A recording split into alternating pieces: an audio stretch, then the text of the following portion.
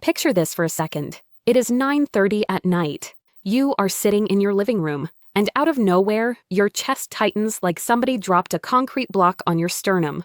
Your jaw aches, your breathing goes shallow, and the house is empty. Nobody is coming to help you. Not yet. That exact scene plays out for more than 380,000 people in the United States every single year, or cardiac events that happen when the person is completely alone. And most of them are over 60. Now, here is the part that should change how you think about this tonight. A large European cardiovascular study tracked outcomes in seniors who acted correctly in the opening 60 seconds of a cardiac event. Their odds of surviving jumped by nearly 73% compared to those who froze, waited, or did the wrong thing. 60 seconds. That is all the window you get. But the same data showed something disturbing. Close to 9 out of 10 adults over 60 had zero training on what to actually do if they were alone when it happened. Not one rehearsed step, not one practiced breath, nothing. I am going to give you 7 steps right now, not theories, actual protocols from cardiology research that could keep you alive long enough for the paramedics to take over. And by the end, I'm going to compress all 7 into one framework you can practice tonight in under 5 minutes. I am Dr. Grace Harper, and I have been in clinical medicine for over 20 years. I built this channel because I got tired of watching adults over 60 walk into emergencies they were never prepared for. Not because they were careless, because nobody told them what to actually do. Quick, before we continue, drop your age in the comments and tell me where you are watching from. I read every single one. And if you have ever felt your chest tighten up out of nowhere or gotten hit with a dizzy spell that made you grab the nearest chair, type the word chest. There is a reason I'm asking, and it is coming up shortly. Let me tell you what I see happen far too often. A 74-year-old man, let us call him Gerald, lives alone outside of Tampa. High blood pressure, takes a statin, sees his doctor twice a year, doing everything right. One Tuesday evening after dinner, he gets this heavy squeezing pressure behind his breastbone. His left shoulder throbs. He sits there for 6 minutes, thinking it is indigestion. Then he tries to stand to grab his phone from the bedroom, and his legs buckle. He ends up on the kitchen floor with no way to call for help, no way to unlock the front door, and nobody expecting to check on him until Sunday. Gerald survived, but he spent 11 days in the ICU and lost heart muscle that did not need to die. All because he had no plan for that moment. That is the gap I want to close today, not with complicated medical theory, with 7 steps you can put in place before you go to sleep tonight. Here is what most people get wrong about surviving a cardiac event alone. They think survival depends entirely on how fast the ambulance arrives. And yes, response time matters. The national average in the United States sits somewhere between 8 and 14 minutes, depending on where you live. Or rural areas can be even longer. But the research is overwhelming on this point. What you do during those minutes before the paramedics walk through your door determines more of the outcome than almost anything the hospital does afterward. The real emergency plan is not the one the dispatcher follows. It is the one you follow in the first 60 to 90 seconds. Let me explain why that window is so critical. Because once you understand what is happening inside your body, the 7 steps make perfect sense. First, the moment blood flow to your heart muscle drops, a clock starts. Heart cells begin dying within about 20 minutes of losing their oxygen supply. Every minute you buy yourself with better blood flow, better breathing, and faster access to help means less permanent damage to your heart. Think of your heart muscle like a sponge that has been left out in the sun. Once it dries out completely, you cannot bring it back. But if you keep it damp, even slightly, it recovers. Second, your brain is even more vulnerable than your heart. When cardiac output drops, your brain starts losing oxygen almost immediately. Within 15 to 30 seconds, you can become confused, disoriented, or unable to speak clearly. That is why so many people cannot remember their own address when they finally dial 911. It is not a memory problem. It is an oxygen problem. And it means every action you take needs to happen early. While your brain is still sharp enough to execute it. Third, and this is the one nobody talks about, panic itself becomes a medical threat. When you realize something is wrong with your heart, your body dumps adrenaline. Your heart rate spikes. your blood vessels constrict, and all of that increases the workload on a heart that is already struggling. So any technique that calms your nervous system is not just emotional comfort. It is direct cardiac protection. Researchers at a major American cardiac center followed over 300 patients who experienced heart attacks while living alone.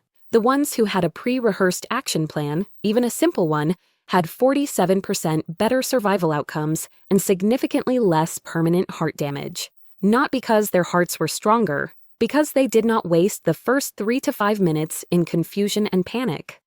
That study changed the way several emergency departments now counsel at-risk seniors before discharge. So let me give you the framework. I call it the D.O.O.R.S protocol. D.O.O.R.S. 5 letters, 7 actions, and every one of them maps to keeping you conscious, oxygenated, and reachable until professional help takes over. Let me walk you through each step. D stands for door. The very first thing you do when you feel cardiac symptoms is unlock your front door. A study tracking 8,500 cardiac emergencies found that a locked entrance delayed treatment by an average of 11 minutes. More than a third of cardiac fatalities in seniors living alone happened because the paramedics could not get inside. So the rule is simple. Chest pain starts, door opens. Do it while your legs still work because the average person experiencing a major cardiac event loses the ability to walk within 3 to 5 minutes. If you have a smart lock, even better. But nothing beats physically opening that door in the first 30 seconds. While you are at it, flip on every light in the house. Paramedics say a fully lit home at night shaves 2 to 3 minutes off their search time. And place something bright on the door handle or porch railing as a visual flag. The first O stands for operator. Call 911 immediately. But here is the part that trips people up. Your fine motor skills and short-term memory degrade fast once cardiac output drops. So do this today. Write your full home address, including apartment number, gate code, or special entry instructions, on a bright-colored card and tape it next to every phone in your house. Program 911 as the first speed dial on every device. And keep your cell phone charged and within arm's reach at all times, especially between 10 at night and 6 in the morning. The American Heart Association's data shows that 43% of fatal cardiac events in seniors happen during those overnight hours, when phones tend to be in another room on a charger. If you wear a medical alert device, wear it constantly, even in the shower. Research found that nearly a third of seniors who owned an alert device were not wearing it during their cardiac event. The waterproof models cost a small amount more. That is a trade worth making today. The second O stands for oxygen. This is about how you breathe. Your instinct when your chest hurts is to gasp, to take rapid, shallow breaths. That panic breathing, called hyperventilation, actually reduces the oxygen that reaches your heart and brain. It makes everything worse. Controlled breathing is not a relaxation trick during a cardiac event. It is a survival mechanism. Here is the technique. Inhale slowly through your nose for a count of 4. Let your belly expand, not your chest. I'd hold for a count of 4, then exhale through pursed lips for a count of 6, like you are cooling a bowl of soup. That longer exhale triggers your parasympathetic nervous system, which slows your heart rate and reduces the oxygen demand on your struggling heart muscle. Research out of a major medical center showed that patients who used controlled breathing during their cardiac event had up to 45% less heart muscle damage compared to those who hyperventilated. And here is the critical detail. People who practice this technique for just 5 minutes a day when healthy were able to use it during an actual emergency 78% of the time. People who tried to learn it in the moment, about 12%. So practice tonight. 4 in, 4 hold, 6 out. Put one hand on your chest and one on your belly. The belly hand should move more. If the chest hand is doing most of the work, adjust. Count out loud if you can. It keeps the rhythm steady. And if you're on the phone with a dispatcher, it tells them you're still conscious and breathing. R stands for rest in position. Your body position during a cardiac event directly affects how much blood reaches your heart and brain. Do not lie flat on your back. That actually reduces blood return and can make your symptoms worse. Instead, sit up at roughly a 45-degree angle, lean against a wall, prop yourself up with couch cushions. Bend your knees with your feet flat on the floor or the bed. This is sometimes called the semi-reclined position. It reduces the workload on your heart by letting gravity assist blood flow. It opens up your diaphragm so you can breathe more fully, and it stops fluid from backing up into your lungs, which happens more often during cardiac events than most people realize.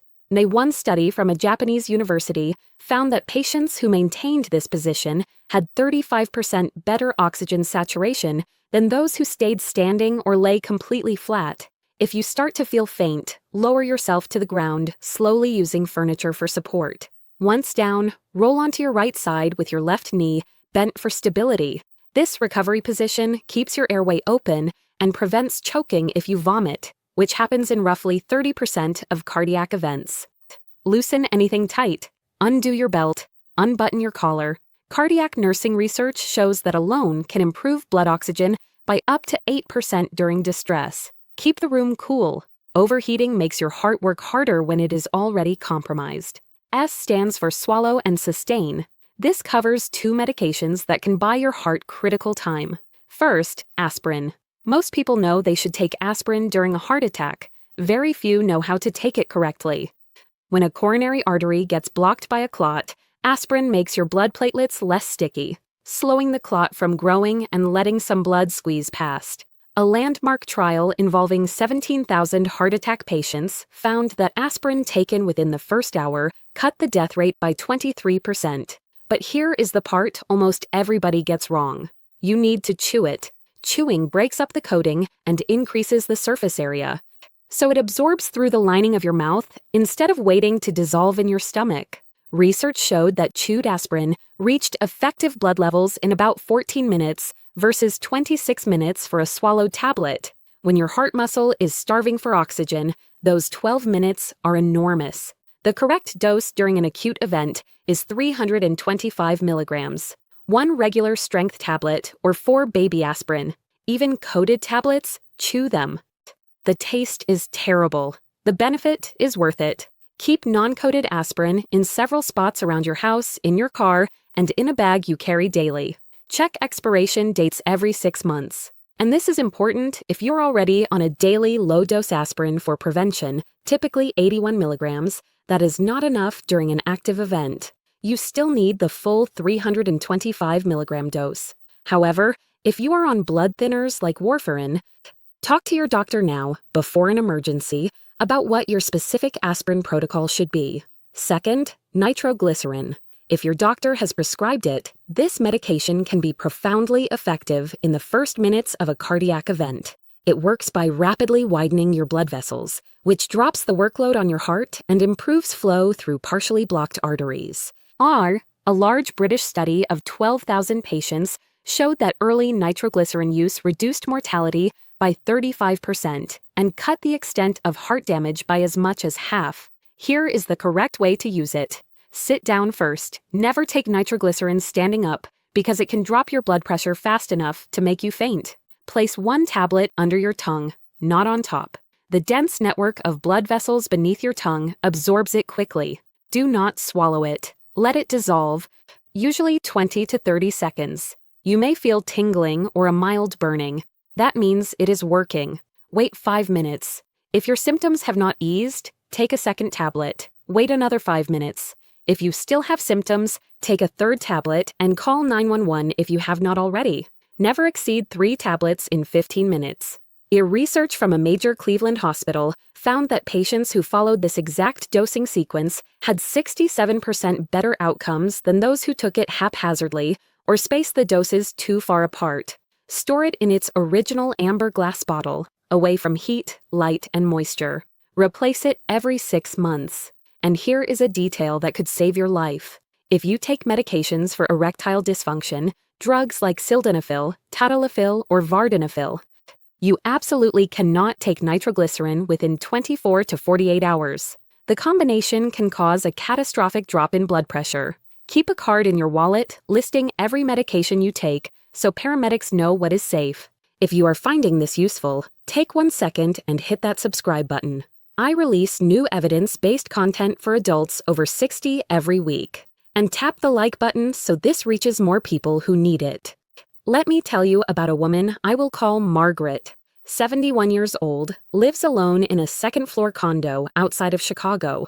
High blood pressure, mildly elevated cholesterol, family history of heart disease. She did two things after watching a video like this one. She taped her address card next to her phone and started practicing the 4-4-6 breathing every night. 5 months later, she woke at 2 in the morning with crushing chest pressure and nausea. She said she did not even think. Her body just did it. Phone, speed dial, address from the card, front door unlocked, sat against the hallway wall, chewed an aspirin, started her breathing count. Paramedics were inside within 9 minutes. Her cardiologist said the amount of heart muscle she preserved was remarkable for someone alone during the event. Margaret told me the breathing was the thing that kept her from spiraling. She said it felt like the only thing she could control and that was enough. Compare that with a man I will call Frank. 68, also lives alone, also had risk factors. He felt the pressure on a Saturday afternoon, sat on his couch and waited. Told himself it was gas. After about 7 minutes, he tried to reach the kitchen and collapsed in the hallway. A neighbor heard the fall and called for help. Frank survived, but his ejection fraction, basically how well your heart pumps, dropped to 32%. Healthy is 55 to 70. The difference between Margaret and Frank was not luck. It was preparation.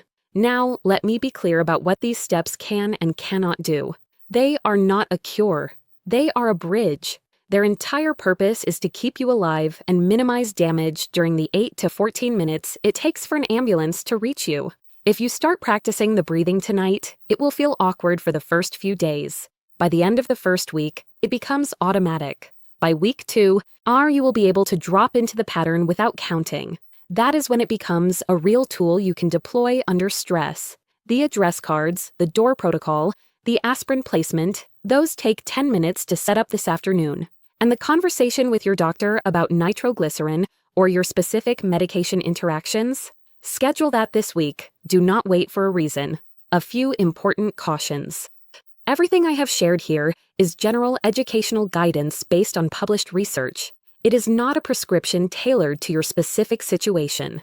If you have kidney disease, heart failure, or you are on complex medication regimens, some steps may need adjustment. Nitroglycerin is not appropriate for everyone. If you have never been prescribed it, do not borrow someone else's. Never stop or change a prescribed medication based on a video. That conversation belongs with your physician. Also, cough resuscitation, sometimes called cough CPR, has been circulating online for years. The evidence is limited and mixed. It may help in very specific rhythm disturbances, but it can be harmful in other types of cardiac events. The safest advice is this: focus on the D.O.O.R.S steps. If you feel yourself losing consciousness, get to the ground safely and into the recovery position. So, here is your checklist for today. Write your address on bright cards and tape them next to every phone. Program 911 as speed dial on every device. Place non-coded aspirin in at least 3 locations in your home plus your car. Talk to your doctor about whether nitroglycerin is appropriate for you and clarify your medication interactions. Practice the 4-4-6 breathing for 5 minutes before bed tonight and every night this week. Tell a trusted neighbor about your heart risk and give them a spare key. And if you have a medical alert device, put it on now and leave it on, all including in the shower. Let me bring this full circle. The old thinking says survive a heart attack by hoping the ambulance is fast. The better understanding, backed by decades of data, says survive by acting in the first 60 seconds with a plan you have already rehearsed. You now know the D.O.O.R.S protocol: D.O.O.R, operator, oxygen, rest, swallow. That puts you ahead of nearly 90% of adults your age who have never rehearsed a single one of these actions. That is a measurable, life-saving advantage. If you made it this far, type the word D.O.O.R.S in the comments. Share this with anyone over 60 who lives alone or spends significant time alone. Send it to your parents, your siblings, your neighbors. Heart disease remains the leading cause of death for adults over 60, but preparation collapses the gap between danger and survival more than almost any other factor. I am Dr. Grace Harper. Thank you for watching. And next week, I am going to cover the 5 warning signs your heart gives you days before an actual attack. The ones most people either miss or dismiss as something else. You do not want to miss that one. I will see you there.